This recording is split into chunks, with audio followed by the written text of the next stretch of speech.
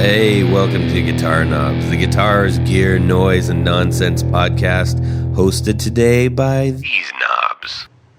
Tony Dudzi, Pick Guardian. Billy Spitfire Unlimited. Rob Chafe, Mad Coming. Rob Chafe. Mad Cow. Yes. Dr. Sunshine himself. I like how you're directing everyone now.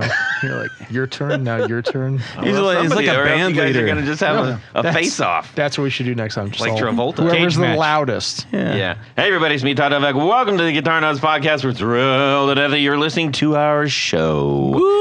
We have got a full house. And this ain't all. No. ain't all? We've got a fantastic guest tonight. Guest, who are you?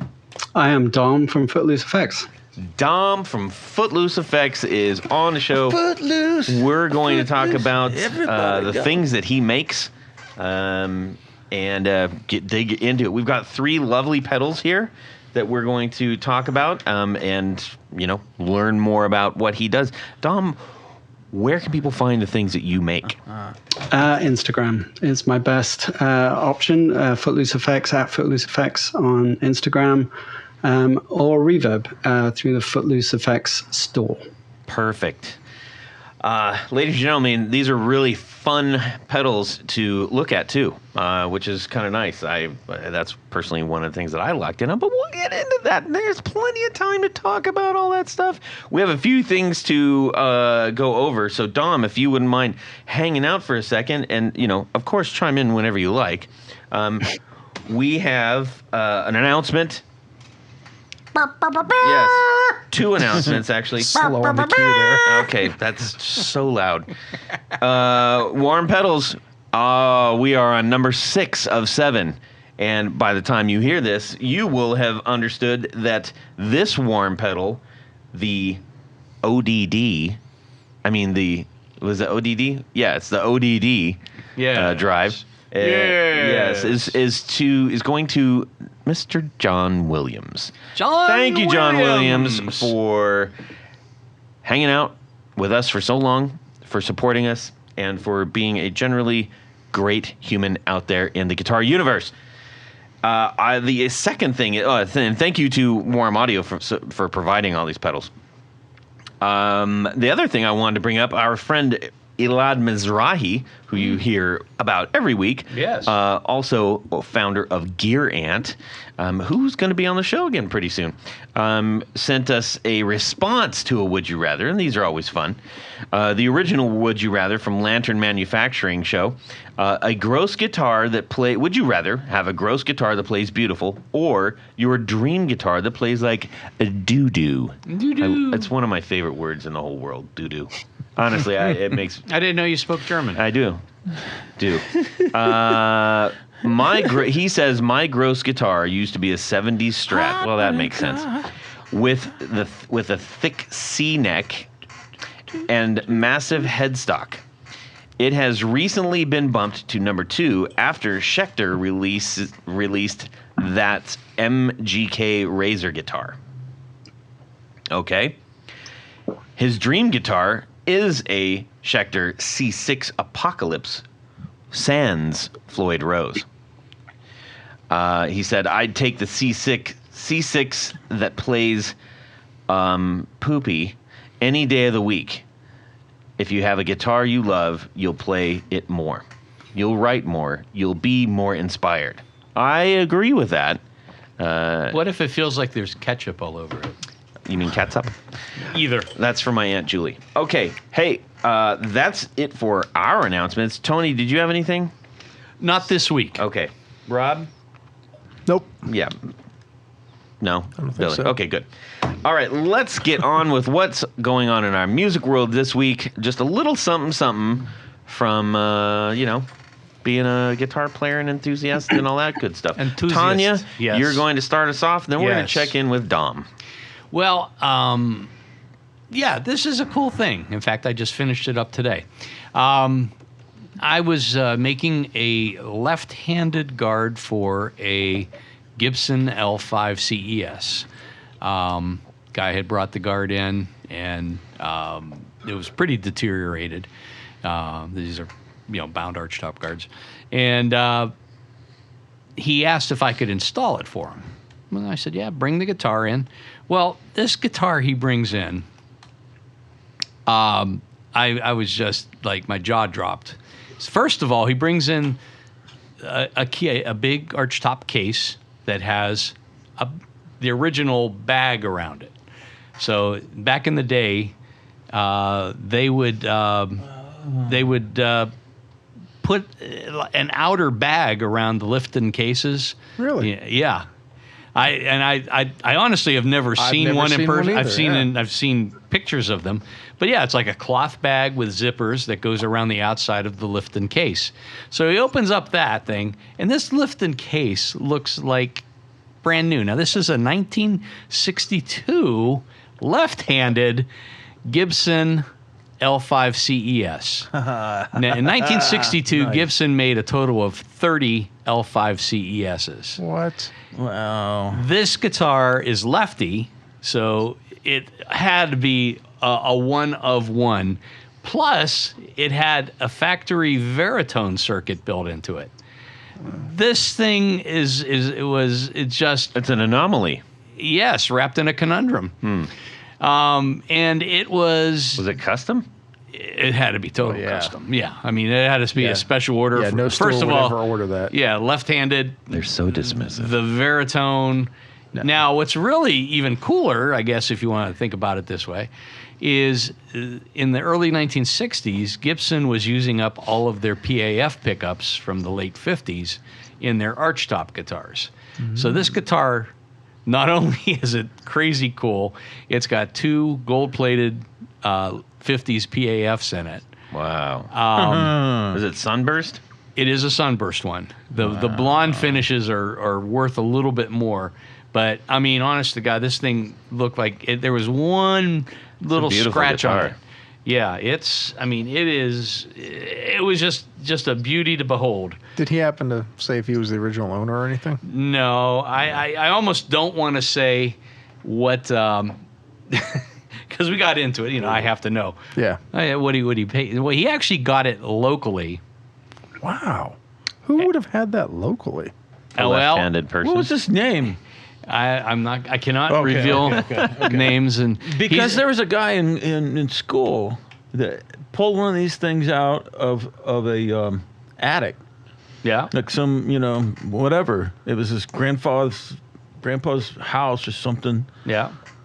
Pulls this thing out and that's what it was. Do they have like the old not a 1/4 inch but the other kind? No. Okay. No, this one had a, so just a standard quarter. 62. But it's stereo out too because of the Veritone. Gotcha. Okay. It's just crazy. Stereo out, Veritone, left-handed. Nice. It's been played but cared for. Played but extremely well cared for. Yeah. I will just go on the record as saying, and this I'm just relaying the information this gentleman gave to me. He got this and a 1978 left-handed Les Paul Custom, also sunburst, at a used guitar store that we all know and love for $8,000. Oh, wow. Wow. And I don't want to name the place because I mean this I would estimate is probably a $25,000 to $30,000 guitar by itself. Yeah. Wow. Yeah. The Les Paul was probably a $4,000 to $5,000. It could be a little bit more. It looked to be in really good shape. Had the original chainsaw case and everything. I could completely understand that they would have no idea what that could be. You know what I mean? It takes us 2 seconds to look it up on the internet. They don't have that kind of That's time, what I man. did. Dom, are you looking that up right now? Gibson L5 CES? Yeah. They probably looked at it and said, okay, well, the right-handed one goes for that, so left-handed, what are we going to get out of this? $1,000? That's probably what they're thinking over there.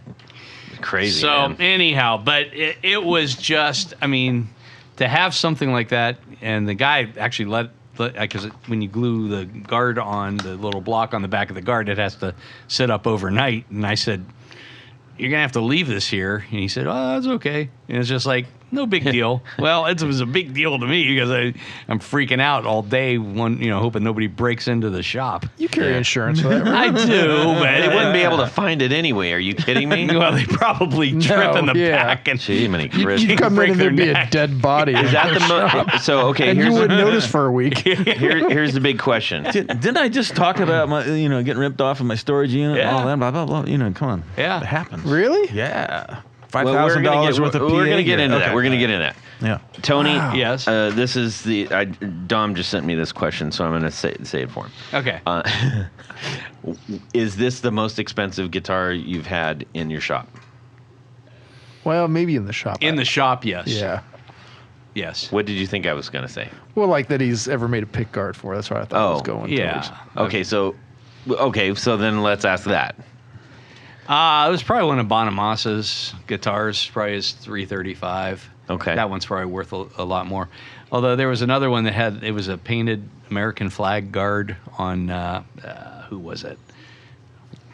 Yeah, that was You recent. told us about that. Yeah, I did. Yeah. And now I can't remember. Yeah, good Yeah, job. just go through all the episodes. You'll Yeah, find it. but Joe has all kinds of stuff. Yes. And his stuff is not cheap. No.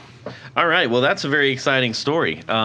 Dom, Yes. do you happen to have any $20,000 guitars laying around in your shop? I don't. I'm much more down market with my Sheraton that I had to wrestle with this weekend. So my wife bought me an Epiphone Sheraton, I don't know, like 10 years ago, and I really love it. But I made a stupid decision and put some terrible pickups in it. Oh. And it was awful with the dental floss and the chopsticks and all the other stuff you have to do. Oh, it's so brutal to put those things in. Yeah, horrible. And when I plugged it in, I was like, yes, actually, no, this sounds worse. And then I guess it doesn't get a lot of love because it's like wrestling a coffee table. It's like not an easy guitar. You have one, right, Todd? I You do. play Sheraton? Yes. What So- color is yours? Mine is black. Oh, I. Yeah, it's kind of sexy and black and gold. It is.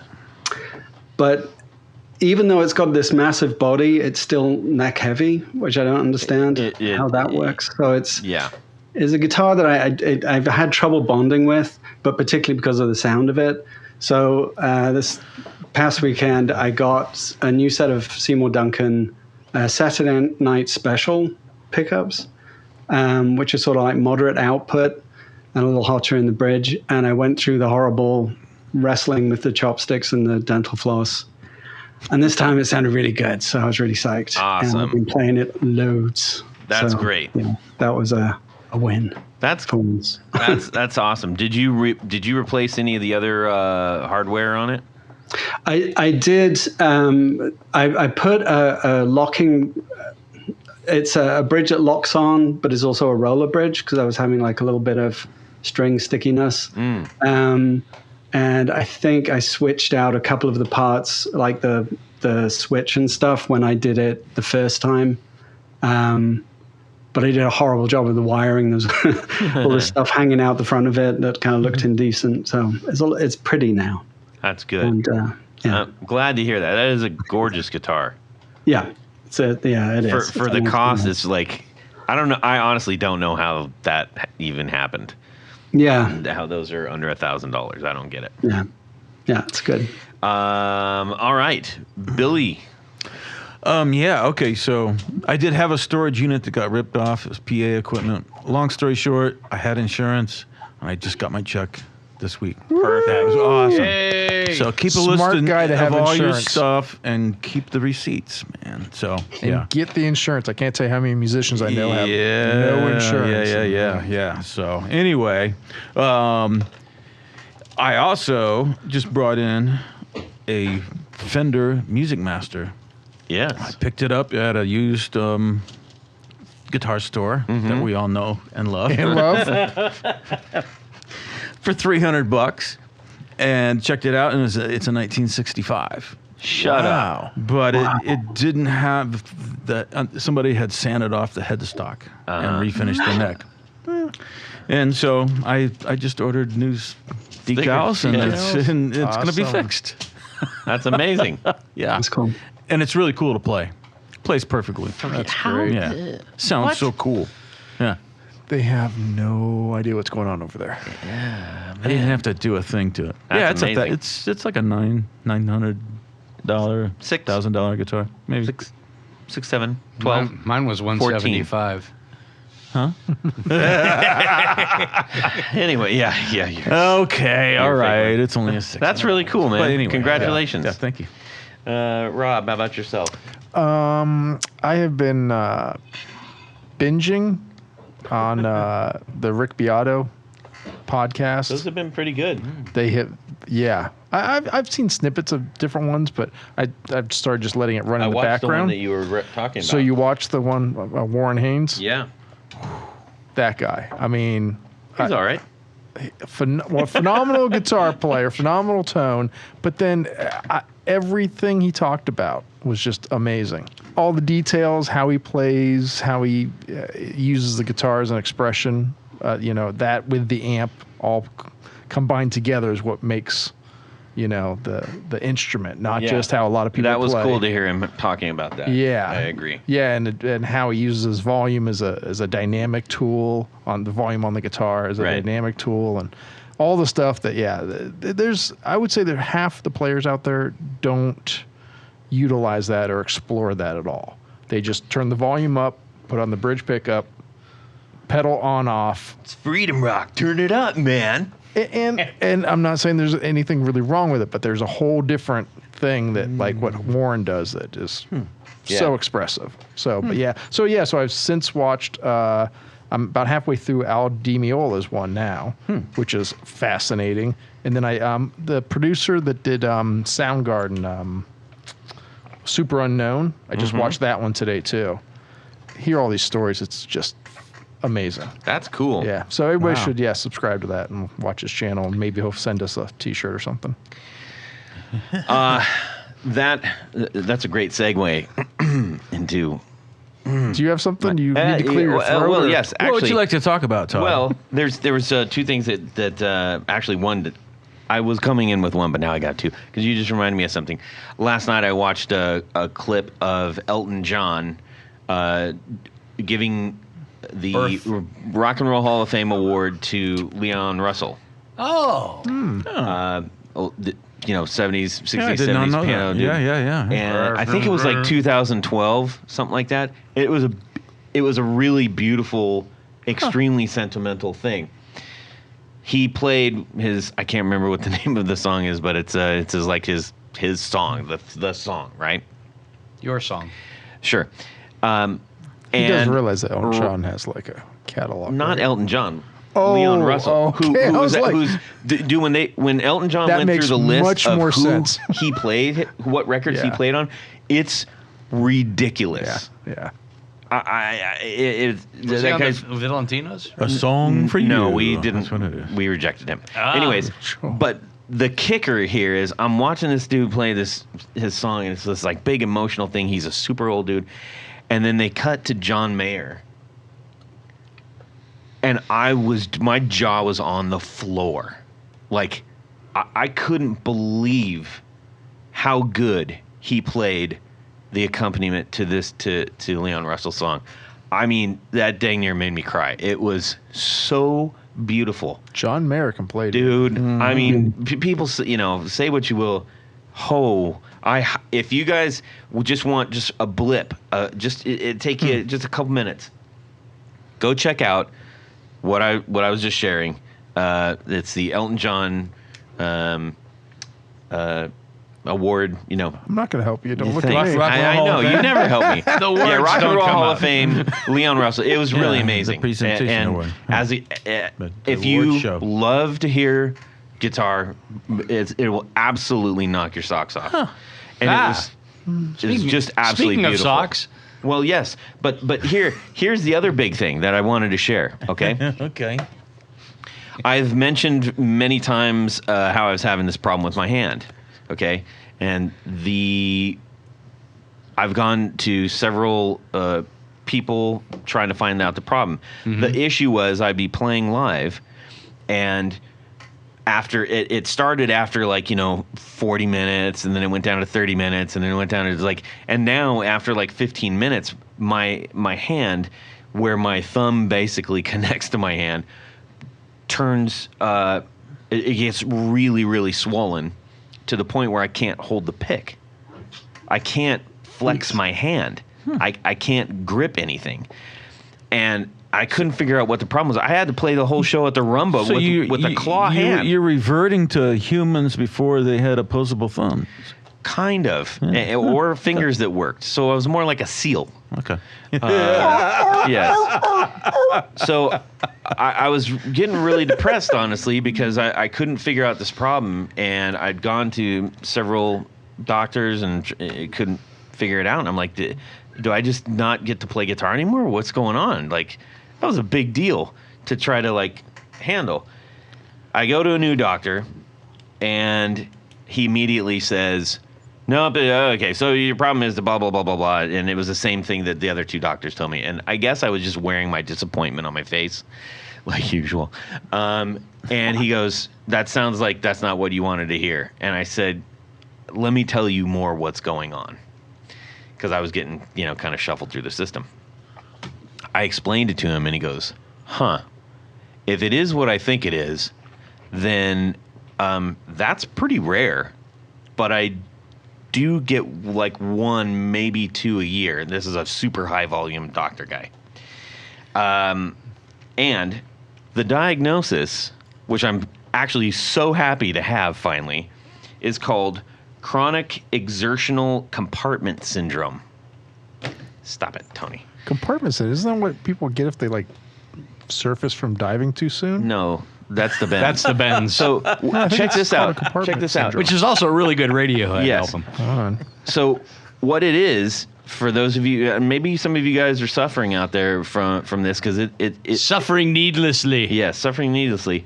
There is some tissue apparently in the web of your hand, in the thumb palm area, that, from what I understand, now if you're a doctor, don't throw rocks at me here, because Rocksfortodd.com. I only have a little bit of information on this, but the idea is that in order to make sure that your hands can function under exertion, you have to have there's this area that controls the blood flow in and the blood flow out, specifically to your thumb and your fingers. Mm-hmm. And this one isn't working correctly. So the blood's going in, but it can't go back out. So my hand swells up, and it looks like I got a golf ball inside my hand. I wonder if Viagra would help. I don't know. You tell us. So anyways, I'm just so excited because I get to have surgery, which is a weird thing to say, but the problem is going to be solved. So I'm very, very happy about that. Yes. Cool. And if anybody, if you are having any kind of that problem with your hand where it hurts to hold the pick, or you're losing mobility when you're playing, look up what I just said, which is chronic exertional compartment syndrome. There you go. Todd, how about that? Can I go on the record? It's a public PSA. If you need any of that web stuff, I'd be happy to be a donor for you. Oh, do you have a lot extra? I have a lot. Yes. Yeah. Yeah. From under your arm, your tricep area. Wow. So you're going to get surgery on the blood veins or something, the blood vessels? I don't know, but they Okay. got to cut into the thumb area and fix it. Anyways, Okay, cool. Dom, Right since you asked, I thought I'd share that with you. Yeah, thank you. Thanks for asking, Dom. Yeah, and you know what? The best part about getting that surgery is I get to use Tour Gear Design's patch cables to then hook up these beautiful pedals that we have in front of us from Footloose Effects. I know. Well, how convenient is that? That is super convenient. Man. Uber convenient. All the sizes, I can do them, and it's not going to hurt my hand. It's going So to be you can be a fantastic. stage hand? I could be a stagehand. And you can get everything from the A gaffer. 3-inch cables, the 3-inch cables to the super long ones. He's a wicked gaffer. Yes. So, Nice. anyways, Tony, welcome to the microphone. Yes. Tell people where they can get the stuff and what they get when they put in the code. Well, Todd, I'm glad you asked, because all you have to do is go over to tourgeardesigns.com, check out all of the lengths and the shapes and all the good stuff that they have to offer. These are flat cables. They're durable cables. They're very affordable cables. Yes. load up your shopping cart. When you get to your shopping cart and you're ready to check out, there's a little box that says coupon code. I want you to type in the guitar knobs, all lowercase, all one word. Don't tell anyone. You're going to save an extra 15%. That's correct. And these things are already reasonably priced. You're going to want to get a bunch of them and hook all your cables. If you got top jacks going to side jacks, and if you got go to start from one end of your pedal board to get to the other end of the pedal board, Yep. they've got the lengths to do it. And Perfect. we all use them. We all love them. Dom, have you used Tour Gear Designs patch cables by chance? I haven't, but I'm very interested because all my patch cables are disgusting and noisy. So it sounds like a good deal. Not only are these not noisy, they're flat. The actual cable is flat, but the ends are very small. They're literally the Diameter of the size jack. of the jack. Yeah. So if you use these and you need to sneak an extra pedal or two on your board, you can do it. Absolutely. Good idea. Yeah. All right. Thank you to Tour Gear Designs patch cables for sponsoring our 4 on the Floor. Tony? Let me get a little bit of this. 1, 2, 3. 4 on the floor. All right. Dom from Footloose Effects. What is your 4 on the floor? All right, my 4 on the floor. I am going to start with a wah, and I am going to choose the Morley Bad Horsey wah. The reason I chose that one is I struggled with Crybabies for a long time. The pedal, not the Don't child. we all? Yeah. Basically, turning it on and off and making sure that it stayed off, and the little sweep, which wasn't very satisfying, and the kind of loose floppiness, and I could never kind of get to grips with them. Then, I'm being a bit of a Steve Vai fanboy. I'd heard about the Morley, which is his signature pedal, or Right. was back in the 90s. And the two things about it that I thought were really cool. One is that it's switchless, so you just step on it and it works, and then you stop stepping on it and it stops working. And then the second thing is that it's optical, so it doesn't have a pot or a silly bit of string or any of that stuff. It uses an optocouple, and the baffle is under the treadle, whatever that thing, the foot plate. Yes. And it's got a cutout, so as you use it, it goes through the sweep of the wah very smoothly. And I'm really, really happy with it.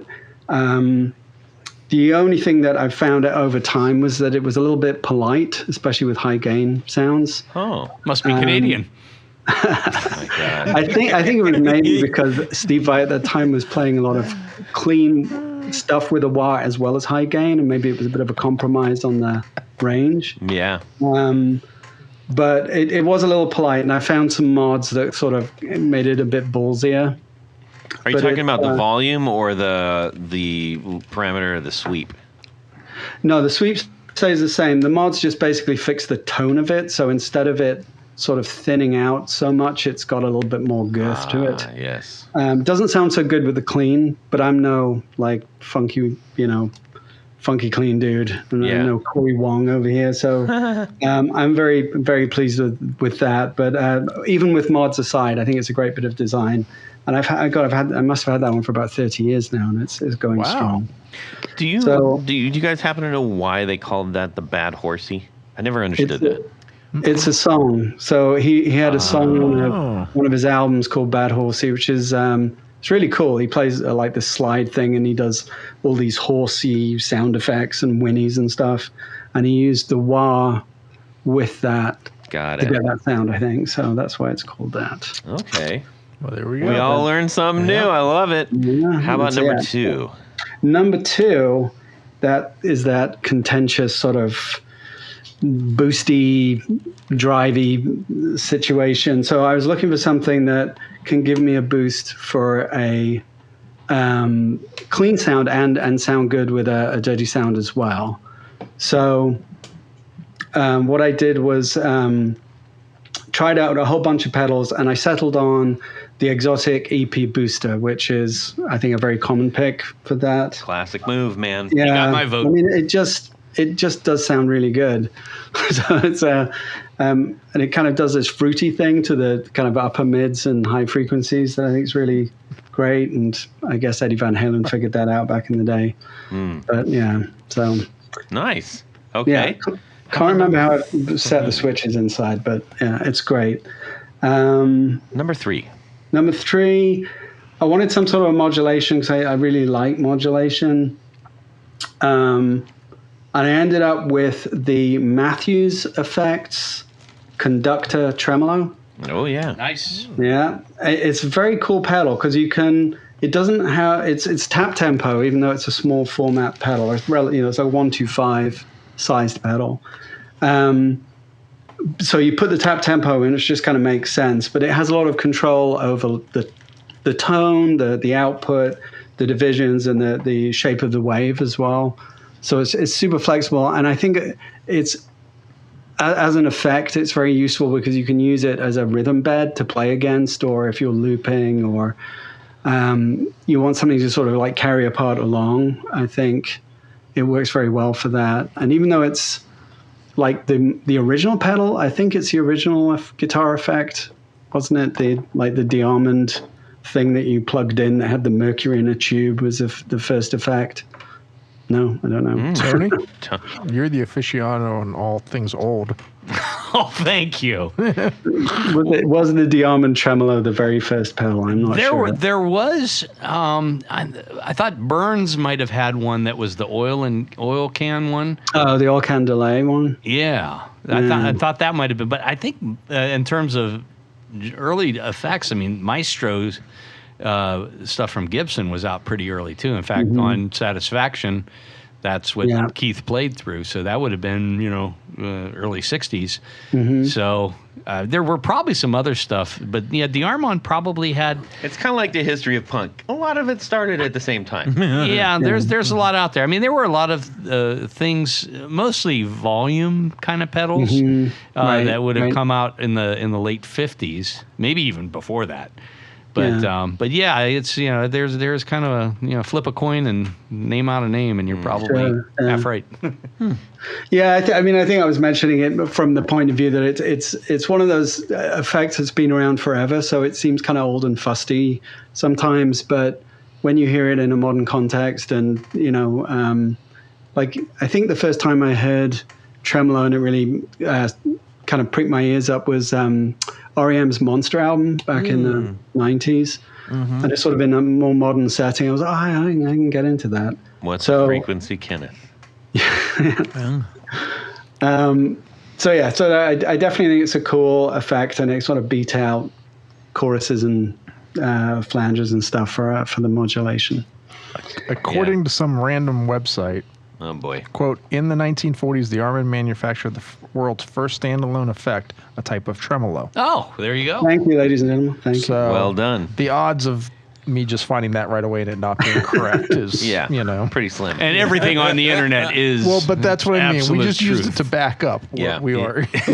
Actually, just listened to what you were talking about and popped it up, and Yeah, exactly. it's verifying everything you think is right. Yeah, I'm not on Facebook here. Yeah. This was like Dom, you mentioned that song off of R.E.M. and I'm with you on that. I think that's the first time that I saw it used in not a classic style use, and we even in my band, we'd have a song where I said, I need that. And that's the effect, not through the entire song, but for effect to stage certain areas of the song. Yeah. And I love the way that turned out. Yeah. Yeah, it's something you like when you go back to, you forget how good it can be. It's just a very cool effect. Indeed. How about number 4? Number 4. Okay, so there's a little bit of a cheat because it's a combination of two effects, but it's the Old Blood Noise Endeavors, which I really love their stuff. I think it's really inspiring and really user-friendly at the same time. And they have a pedal called the Minim, which is a reverb and a delay, which actually replaced the Rever, which is the earlier version, but I think people felt the delay wasn't that great on it. So the Minima is sort of a beefed up version of that, and it sounds really, really good. Yeah. So you can set it up, like just a standard like delay going into a reverb, like a Dispatch Master or something like that. But it's got this extra function on a second foot switch, which reverses the repeats and actually pops up an extra octave above. So you can have something like pretty sort of nice ambient sound, and then you can knock that foot switch and get this kind of real trippy stuff going on. You can also change the order and run the reverb into the delay to get more sort of industrially stuff. Yeah, there's but yeah, it's bonkers. It's. I mean, they do really, really. They're really clever. I love the way that they put their stuff together, and the Rever and the Minim. Well, they're both palindromes, right? Because they go backwards and forwards. See that? That's why they get the big money, man. But yeah, it's awesome, and the artwork on all of their stuff is great, but particularly the Minim is worth having just because it looks so gorgeous too. But yeah, that would be my 4. Awesome. That's a solid lineup, man. Yeah. We got some new ones on there, which we love doing. Everybody coming in with the same pedals, no fun. Yeah. So thank you for that. Now, speaking of pedals, we have a handful of these special Footloose Effects pedals at our fingertips. We have the Brundle Fly, we have the Fuzzcock, and the Decamont. So thank you for sending those through for us to get some time to get familiar with. Yeah, very well. How did you come about getting into pedal building? That's kind of a long, kind of boring story. So just jumping around to kind of highlights. I think it probably started with my granddad because he was an electrical and electronic engineer for Ford Motor Company in the UK. And I got interested like watching him working on stuff. So he got me this little yellow toolbox with a soldering iron and wire strippers and all that stuff, and taught me how to solder and, heat sink things and, cutting tin wire properly. And that's how I kind of got into it. And then it became like a hobby, but I would have been pretty young. Like I was, 11, 12 when I was messing around with that stuff. So that's how I kind of learned a bit about the sort of techniques involved. But then around that age, that's when I discovered AC/DC and girls and things. So that sort of fell by the wayside. We had this very nerdy electronics club at school, and we go along with our little breadboards and make these like kind of pointless circuits. And it was, it wasn't very cool. So I ended up sort of going, after like guitar music and learning how to play guitar, and that's where I sort of ended up with that.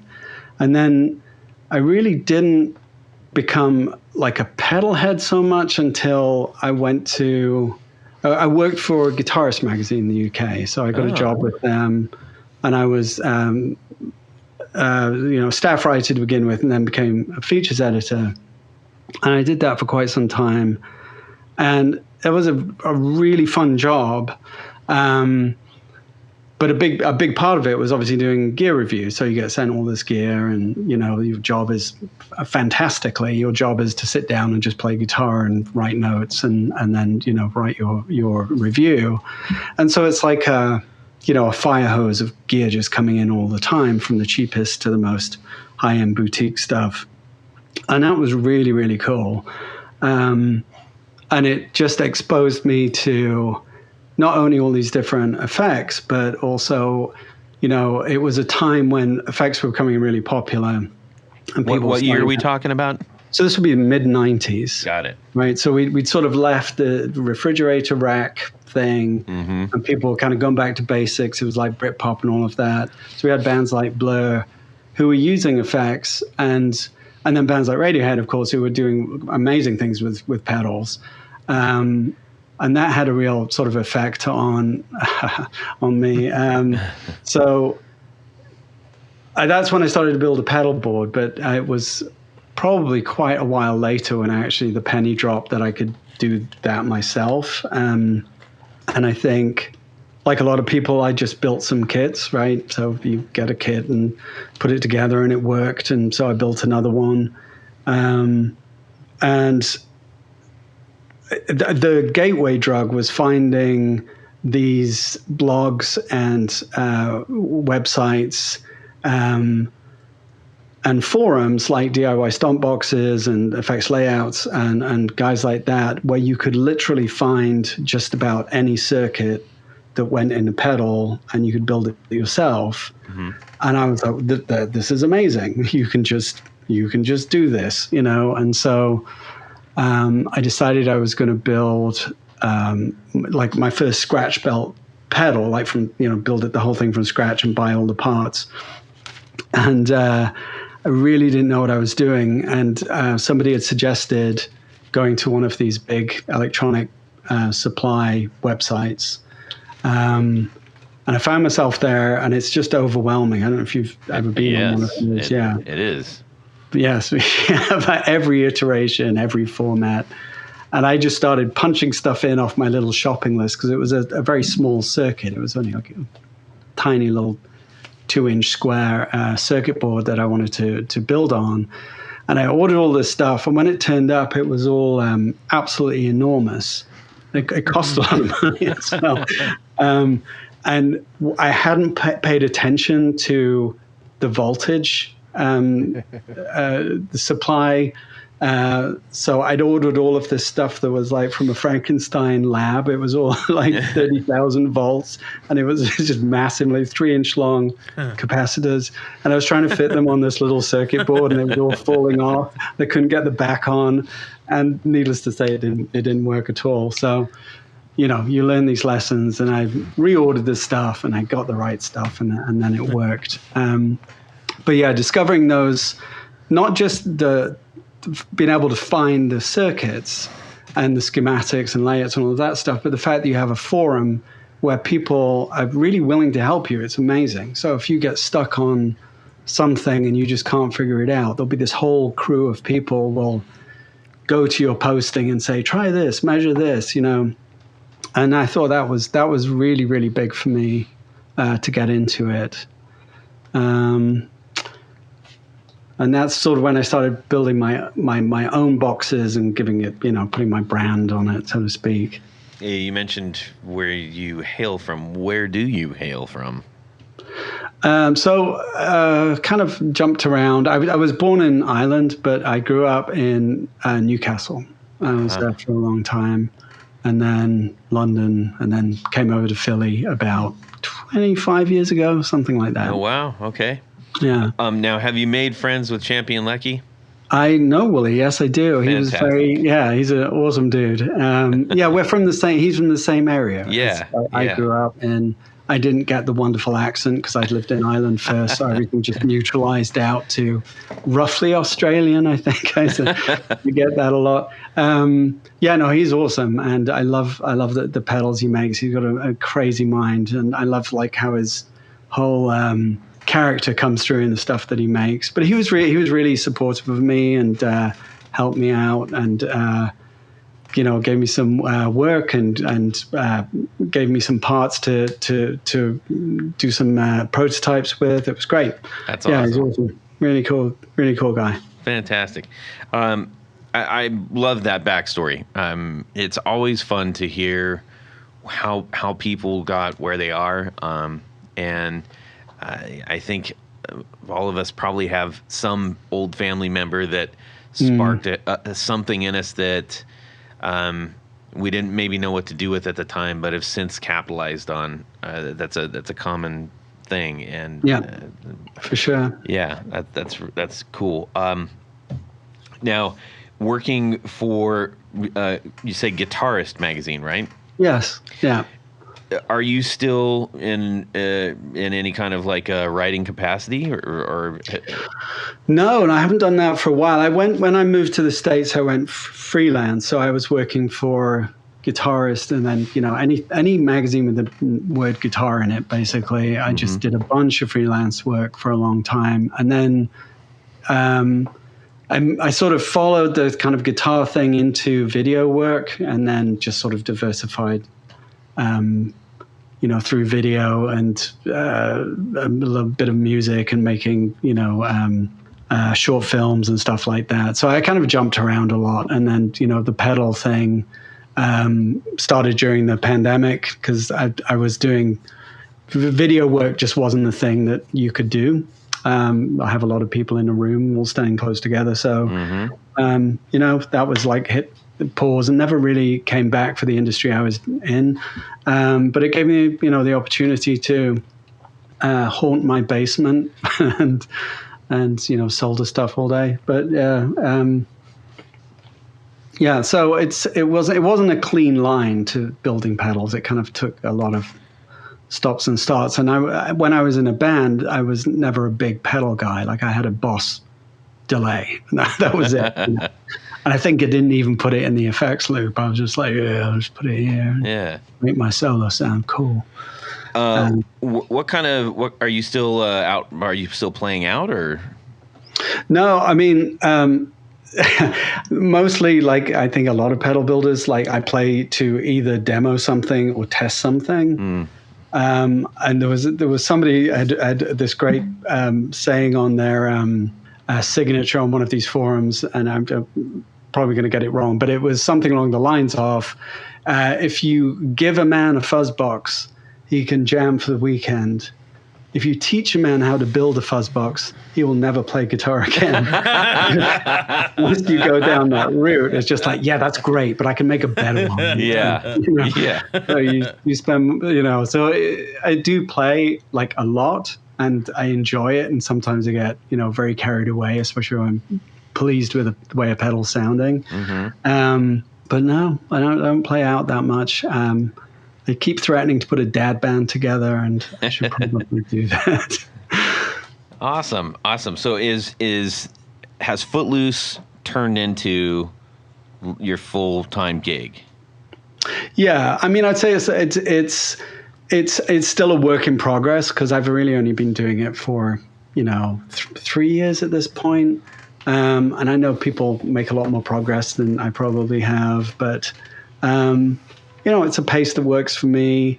And I do, I do spend all day doing it, and I enjoy doing it. Like a big breakthrough for me was meeting a guy, or discovering a guy online anyway, called Dimitro, and he has a pedal company called South Obalon Effects. That's South Obalon Effects on Instagram. I sort of hit a dead end probably about a year and a half ago, where I was trying to figure out how to make a schematic into a printed circuit board, and it was just not working, and I was wasting a lot of time, and I got very frustrated.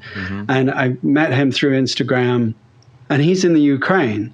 So he was a pedal builder, but because he couldn't get supplies, he sort of pivoted. So now what he does is he designs layouts, and he has pinned on his Instagram page, which I highly recommend finding, is this library of all the files to build a whole bunch of pedals. And it's the entire manufacturing file, so what they call Gerber files. So you can have them built professionally. And he does sketch stuff as well. And he just asks that if you use them, that you make a donation to the war effort. What's it called again? So it's South _Obalon, OBOLON _FX, the letter F and the letter X. South _Obalon, OBOLON _FX. Exactly, yeah. And he has this library. But the other thing he does is he helps people like me who got stuck with layouts, and he's just like a genius at producing these layouts from these awful, like, chicken scratch schematics that I send him. And he's very resourceful. He uses pizza boxes to make prototypes. So if I send him something... That's amazing. Yeah. So what he'll do is he'll make a one-to-one replica of the enclosure that we're using for that pedal, And then with a handful of hardware, he just makes sure that all the clearances work and everything. But, it's incredible. And anything that he earns through the pedal work that he does, he donates it directly. In fact, you donate directly to the That's war relief amazing. effort. Yeah. He's a really amazing dude, and he's really helped me out a lot. So we're going to constantly connect with that guy. Yeah. Good. Thank you for that. That's really great. And I hope everybody who's listening takes a moment and goes and checks out his page. That's South_OBOLON Obolon _effects. All right, cool. Now, you obviously are a very creative chap because I think you have one of the more fun product lines to peruse because they all are completely different artwork, and I noticed that you even have some that you're like doing multiples of. Where did that all come from? Well, I think when I decided I wanted to kind of give it the Oxford try and get a pedal company going, it was important that there was the aesthetics were good. I mean, it's something that matters to me. But it's a marketing thing, obviously. I mean, if you catch people's attention, they're more likely to engage with it. But I also wanted it to look like there'd been a human hand involved, like somebody had spent time on these pedals. So, hopefully that reflects that they would also do the same on the inside, The aesthetic itself, the idea came from the physical props in the movies I loved growing up. So that would be definitely, Star Wars and then Blade Runner, Alien, all of those, that genre of films from that period where they were very realistic. So, you had Star Trek where everything's pristine and glistening. And then you had, Star Wars where C-3PO's got a mismatched leg and Boba Fett's got a dent in his helmet. And, it sells the story or at least it did to me as a kid. And I really liked that. So that's sort of where the idea for the aesthetic came. Not so much that it was kind of beaten up and distressed, but just that it had been used and handled, and that if Buckaroo Banzai could pull it out of his jacket, it would look right in that setting. So I did a lot of messing around with different techniques. So I tried hand painting, horrible. I tried screen printing, drove me crazy. I mean, I like doing it with the socks because it's easy, and T-shirts and stuff, but trying to print onto boxes I found very difficult. And transfers and various things. And in the end, I just found like a combination of like sort of burnishing and stencils and taping was kind of got the look that I wanted. That's sort of how I ended up with that. But I also hoisted myself by my own petard in doing so, because it's really time consuming, because there are up to 9 layers of finish on each of these pedals. So, and they have to cure in between. So it has to occur over a number of days to get it done. Yeah, you've gotten very good with the old spray can. Yeah. I wear a mask. I try and keep it safe. But yes, a lot of spray paint, a lot of stencils, a lot of tape. But yeah.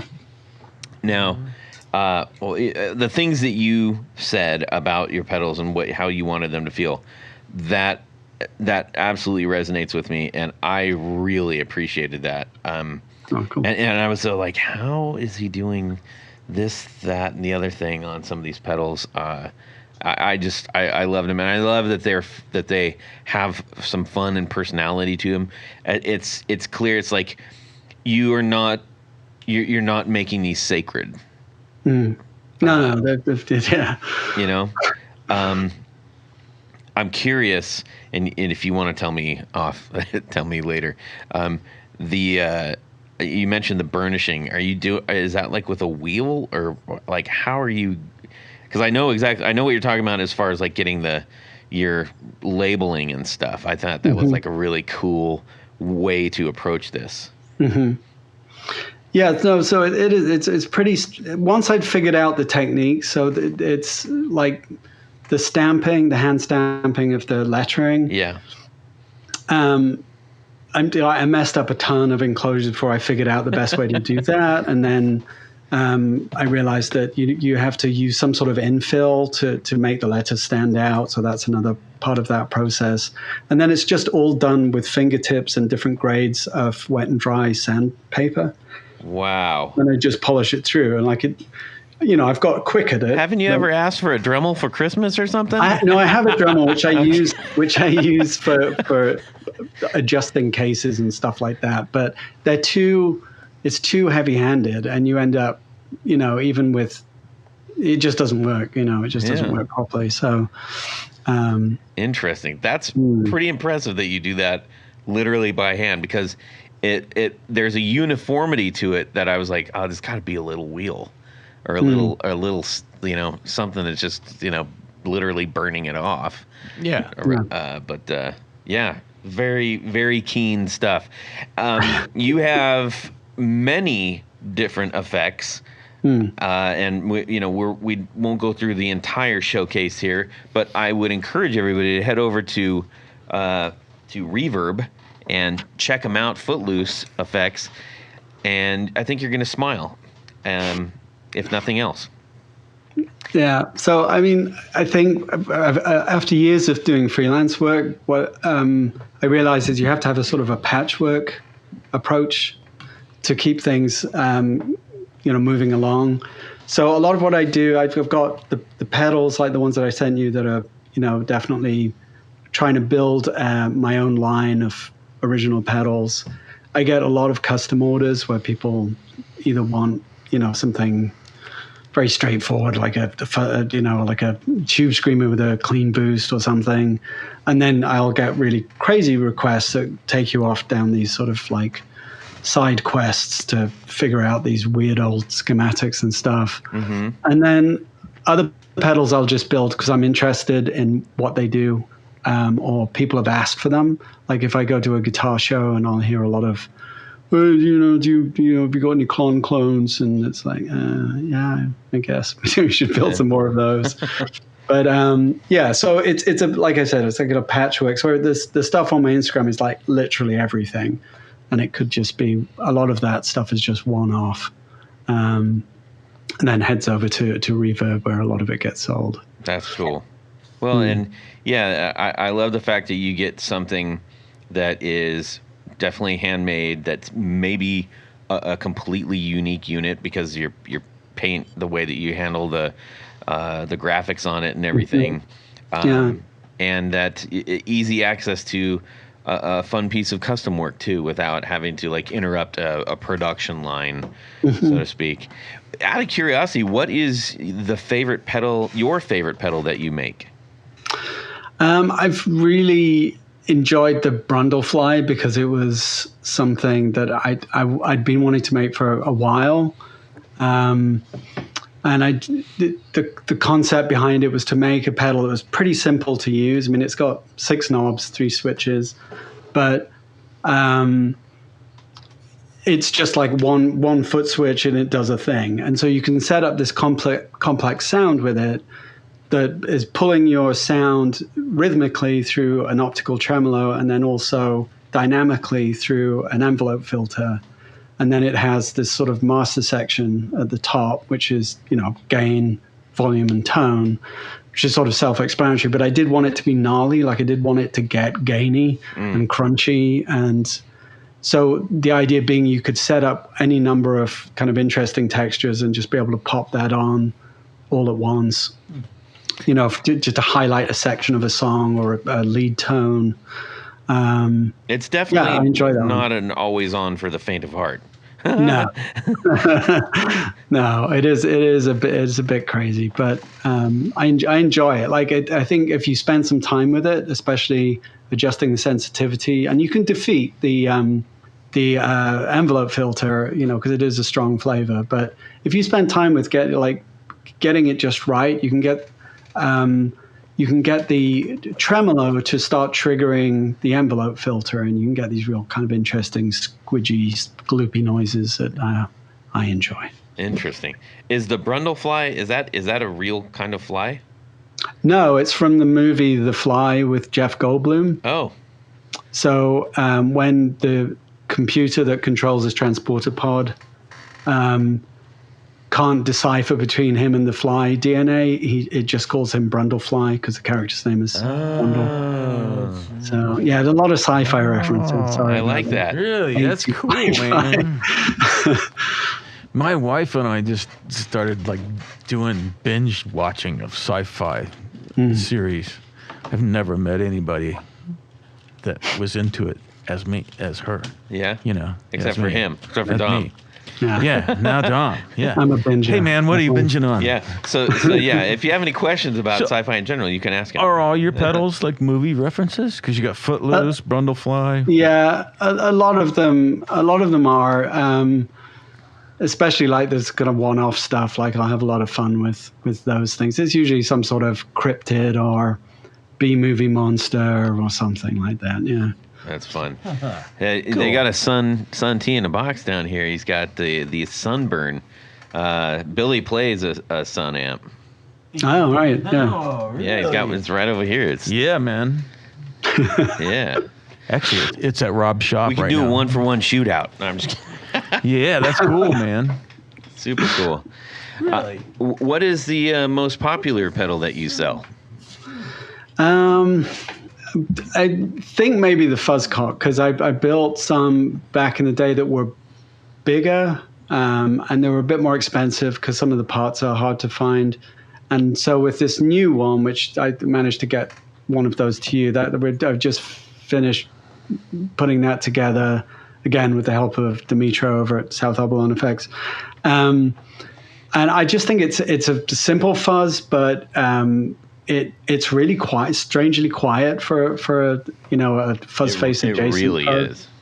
But it sounds really throaty and satisfying, and people seem to like it. So I'm hoping that the smaller, more affordable version that has exactly the same circuit, and a lot of it relies on finding the right transistors for that, because back in the story behind that pedal is it was my very first pedal when I was at like a little tween kid, but I never knew what it was because I got it from a junk shop for like £5, and it had all the lettering had been scraped off it. But it changed my life because I had this horrible cheap guitar and this cheap little plinky clean practice amp, and I loved Black Sabbath. So I was in a world of hurt trying to play that. And I found this thing in a junk shop and I didn't know what it was, but I plugged it in and then the heavens opened and I was like, I am Tony Iommi. Like, my poor parents had to listen to just hours of stoner riffing. I am Iommi, man. Exactly. That's terrible. But I didn't know what Billy, it was. why did you do that? Until I was watching the JHS show, and I think this was mentioned on a recent podcast, and they do that thing, episode called Perfectly Normal Behavior, which is like super nerdy deep dive into obscure pedals and getting excited about having the box and all that stuff. And, Josh picked up this pedal and I immediately recognized it because it had this weird wooden case with the knobs and the switches and everything's on the front panel. And his was in really good condition. So I was like, oh, I know what it is. It's this Top Gear fuzz. So I immediately went roaming around trying to find the schematic. And then, I could build one, very nostalgic, but I recognized that it had a couple of issues, like the output wasn't very good. And I managed to fix that. And then that's where the Fuzzcock came from. And it was designed by a professor at the Brighton Technological Institute or Brighton College of Technology, one of the two. So that's why it's got the rondelle design on it, that Who Brighton thing. Yeah. Because that's the history of it. But yeah, so it was my very first pedal. Finally figured out what it was, made it, and it was as good sounding as I remember, and then tweaked it a bit so it sounded even better. And yeah. pleased. I figured with it that was one. a buzzcock reference, and also would be appropriate for the British thing. But now we know the rest.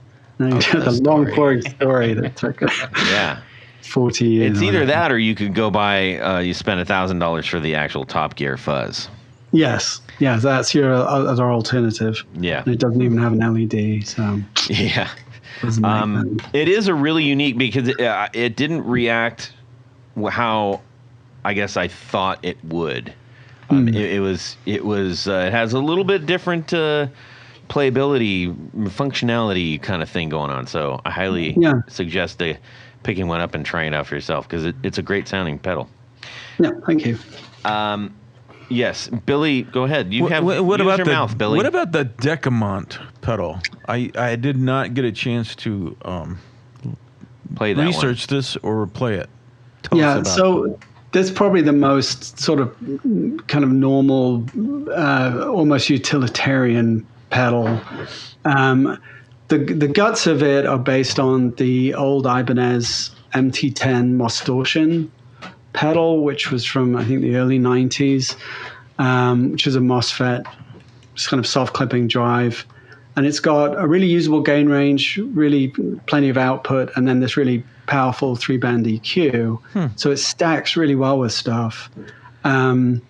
And a lot of session players discovered it, and they're another pedal that are now, $500 or whatever. It's crazy. Yeah, and they weren't really that well made. It was a time when Ibanez was trying to get more competitive. So I thought it'd be really great. And the original was like bright green and bright yellow, a lot of chevrons, Yeah. I thought it'd be really nice to take that and kind of class it up and make a really solid version with everything chassis mounted and good quality parts and everything like that, and give it like a kind of classy finish. So it's got one of the lace finishes, which is I stole from lowrider cars. Yeah, I was just gonna say that's a very popular motif in the lowrider. It is. It's cool, though, right? It's just a cool look. And I used real lace to do it, and it's makes each one a little bit different, like you were saying. So, and then I put a mod in it because I feel like you should have something that you can a little surprise inside. So if you open it up, there is an internal switch that switches the diodes out from the silicon ones to LEDs.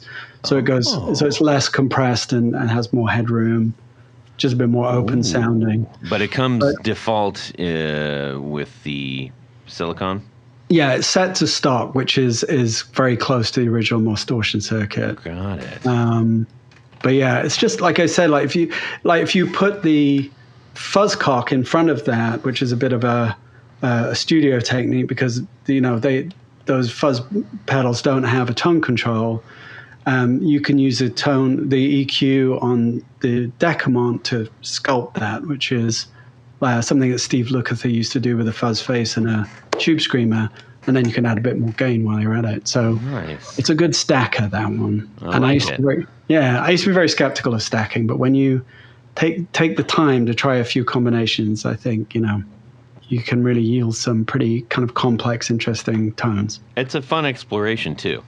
Yeah, it is. You can definitely waste a good afternoon. I was just gonna say, if you want to blow an entire weekend, try starting some stacking combos. Yes, absolutely. It's a good way to get divorced too if you're not careful. That's fantastic, man. So you're keeping this up. Do you have new pedals on the horizon? I do. So the next pedal that I'm working on again with Dimitro of South Obalon is a boost, because I haven't done a boost, and I found it was again. So when you are building custom orders for people where they just can ask you for anything, it often yields some really interesting pedals because it's stuff that I'd never think of myself. And this boost fell into that category. Somebody asked, said, "Can you build this?" And I was like, "All right, let me put my Indiana Jones hat on and go see what I can find out." And it was difficult because there were a lot of iterations around this circuit, but I found one that worked, and the guy was super happy with it. And when I spent some time with it before I sent it to him, I was like, this is really good. It's just quite a complex circuit for a single knob boost, but It has a ton of headroom, and it just has a really, really nice tone to it. So that's the next thing. So that's going to be called the Vitro Boost. Nice. I am totally into one knob, one switch pedals. Yeah. I have like 5 of them on my pedal board now. Yeah. They're awesome. Yeah. Yeah. Oh. Yeah. All right. This one does that. This one does that. This one does that. Yeah. You know where you're at. Thing 1, thing 2. Yes. Yeah. I get it. Well, that's cool. Where does the name of that one come from? The Vitro Boost? Yeah. Just simply from the original circuit. So there's I think a rather eccentric gentleman who is a designer. He doesn't build pedals, but he had found a technique called bootstrapping, where you put 2 transistors into this kind of unholy alliance and force them to do things they weren't supposed to do. And it creates this huge amount of output, and with this sort of an interesting tonality. And it's called a glass blower. So glass, Vitro. Oh, okay. Vitro Boost glass. Wow, clever. Ah. Yeah, you're pretty educated. I'm Well, cool, man. It has been. Do you get a discount if yeah. I buy like 4 of these things now? What? Well, you get 2 pairs of socks. So Yeah. Oh, okay. that's my I'm cunning all about marketing free thing. socks. Yeah. I want to thank you for walking us through all this good stuff, and hopefully we gave people a glimpse into, who you are and what you do, and why they should lock onto, your product and get some of these pedals. All right. Thank you. Really, really cool stuff. And I am going to continuously check the Instagram because I love seeing the things what you're making them look like. The fact that you're making effects is great. I'm extra excited about like all the different graphic stuff. So Cool. Thank you very much. yeah. Tony, Yes, Todd. I think this is our segue. Insert segue. Todd, insert segue in the edit. Yes, Todd, at this point of the show is a little game we play called Would You Rather? Okay. Well, that'd be great if Billy just picked it up and then you went back. Oh. It would have driven Todd just nuts. Total awesomeness. Yes. Awesome sauce. Hey, we're gonna Do it. Go. This week's Would You Rather, brought to you by me. Since you failed him miserably many times, Professor Squeaky Bellows has given up on you. He's through with you. Okay. For those of you who don't remember, Professor Squeaky Bellows believes accordion music is the only music that matters, and he has a master plan of destroying guitar music with his time machine. This time, he has a new secret weapon. Do you want to know what it is? I'm dying to know. Please tell us. It's Kevin Bacon armed with an accordion and killer dance moves. Oh my gosh. See how I tied that into Footloose? Yes, You got that, Footloose. see? You are so I'm- clever. I'm so clever sometimes. Unfortunately, the Mad Professor has forgotten the code and needs you to take Kevin Bacon in his time machine back to become the lead singer / accordion player / dancer of one of these bands and hopefully destroy guitar music once and for all. Your friend. Okay, go ahead. Option 1. Back to 1985 when David Lee Roth split from Van Halen. And then you'll have Kevin Bacon playing accordion, singing, and dancing killer dance moves. Or option 2. Back to 1994 when Kurt Cobain left this mortal coil and left Nirvana without a leader. And bonus for Todd, the Foo Fighters never get put together because of Why is that? I don't. Because you hate Dave Grohl. I hate Dave Grohl. Keep going. So option 1, replace David Lee Roth in Van Halen. Or replace Kurt Cobain With Kevin Bacon. with Kevin Bacon. Oh. That's beautiful. Okay. But yeah, Footloose, man, I love it. All right. My hometown Everybody is exactly cut, like everybody cut. Footloose, That's a man. good one. That's a good one. I, All I right. grew up there, basically. Let's hear from Tanya, and we'll go around the horn here, and then I'll pull in our pal Dom. I you know, I have no beef with guitar music, but I would love to see Nirvana with Kevin Bacon singing, playing accordion, and dancing. It's like a complete juxtaposition of everything that Kurt stood for. You are. Something. That's what I'm going for. All right, let's go to Billy. Oh, I want David Lee Roth. Oh, I think Kevin Bacon could pull it off. yeah. Yeah, I think he could learn that trick. Might as well jump. Yeah. Well, you're not replacing But then Roth. I know, but yeah. Yes, but, you are. What? Yeah, Kevin Bacon would be replacing David Lee Roth. Did And I I miss love that? David Lee Roth. I don't know how you missed it, I but did miss you were that. too Because busy. he's playing Yeah, guitar. No, he's playing accordion. Right. So, like, what's their song? Jump. Everybody Yeah. jump. Can you imagine Kevin Bacon playing accordion? Might as well jump. Yeah. Okay. Footloose. Yeah, okay. Might as well Rob, Footloose. Rob, save me. David Lee Roth. Really? Yeah. Yeah. Okay. You want to destroy Van Halen? Yeah, what? Well, I mean, yeah. I mean, let's. What be- Rob is trying to say is after David Lee Roth left, Van Halen was pretty much a non-band anyhow. Well, no. Yeah, so no, actually no. you're replacing Sammy Hagar. Yes. Yeah, technically. Well, that Taking wouldn't be Sammy necessarily a Hagar's bad place. thing. Right. Yeah. I just rather Right. not mess with the whole grunge continuum that led to Foo Fighters and all that. Leave that as it is. Okay. Yeah. One accordion. Dom, what are you gonna do? I got to keep Diamond Dave where he belongs, and man. put my homeboy Kevin Bacon in Nirvana with his accordion. I think that works. It works for me. I'd love to see it. Yeah. Todd, do you need me to explain this for you? No, I've got it. I've got it now. A heart-shaped It's not even. accordion. It's not even a question for me. He's going into Nirvana for sure. Heart-shaped squeeze box. Yeah. Was the canceling out the Foo Fighters the seal of the That deal was for you? No, it wasn't Tony. Dave Grohl's a dude, man. He's cool. I know he is. He's right? the nicest man in rock and He's roll, the- and he is Todd Mr. just rock and roll. dislikes him so Yeah. much. I Hope they don't. never It's meet. painful.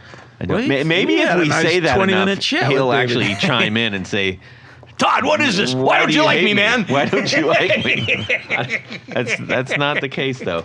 Anyways, that was a very clever one. Thank you, Tanya. I try my nice best. job. Nice Yeah. job. Sometimes I work, sometimes I don't. Yes, well, you got to keep working.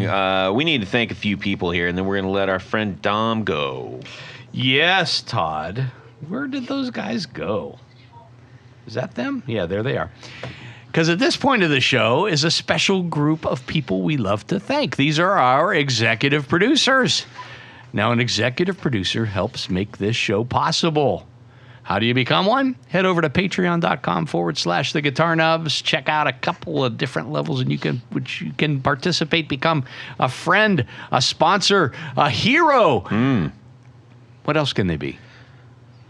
A good friend. A good friend. I already said friend. All right. Okay. Well, all right. We'll let that one slide. But as an executive producer, there's one thing more. What would that be?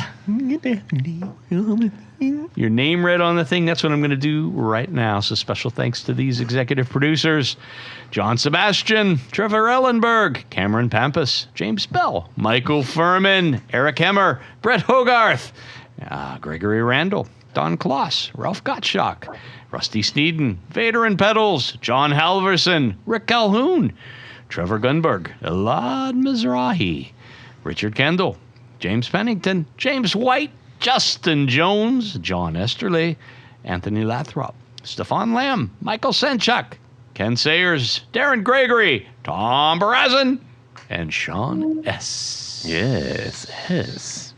But wait, there's more, because there's a special group of executive producers. We call them our Grand Poobahs. These are the top of the heap, the A number ones, the creme de la creme, if you will. And they have a fez that they wear upon their hat while listening to this podcast. Mm-hmm. So special thanks to these grand poobahs. Adam Johnson, Anthony Gemolero, Billy Spitfire. He's right there. Unlimited. Thank you, Billy. Unlimited Unlimited. or limited. Bob Crouch, Brian Robison, Cody Foster, David Kaminga, David Tyndall, Enrico Fernando, Fox Hill Studio, Hex Matos, Jack Gadian, James Pennington, John Williams, LSJ Music Company, Matt Hart, Michael Van Zant, Michio Murakishi, Moon Guitars, Paul Von Eppinger, Sam Jett, Science of Sound, Steve Keys, Tyler Rhines, Zach Oswald from Brandon Wild Pickups, and Jimmy Newton. Excellente. Thank you, and yes, thank you. all so very much. And as a reminder, we got two more one more warm battle giveaway. more. And I forgot to mention that Yeah. you automatically become qualified to win. That is correct. Special giveaways. We got have. lots more coming up. Yes. Or at least more coming up. All right. We need to say a ginormous thank you to Dom from Footloose Effects for hanging out with us and sharing a really interesting story with us. Thank you. You're very welcome. Thanks for having me. And for making some really cool and very fun pedals.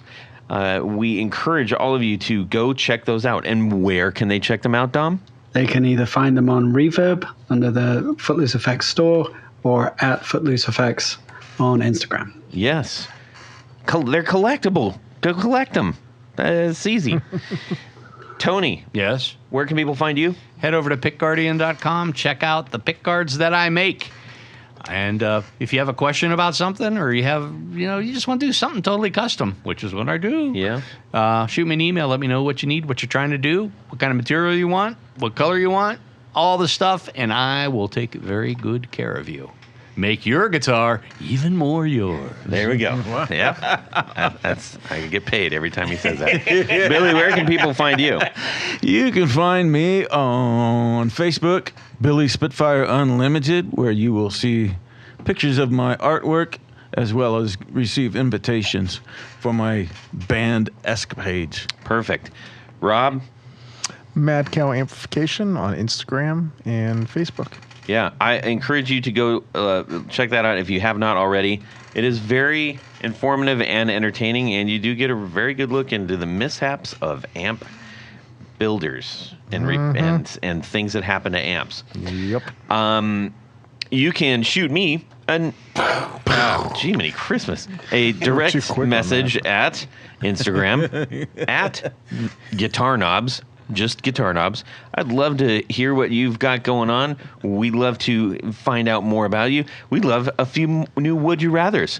The challenge has been laid down, everybody. So I The expect gauntlet has been thrown. Yes, I expect to see some quickly.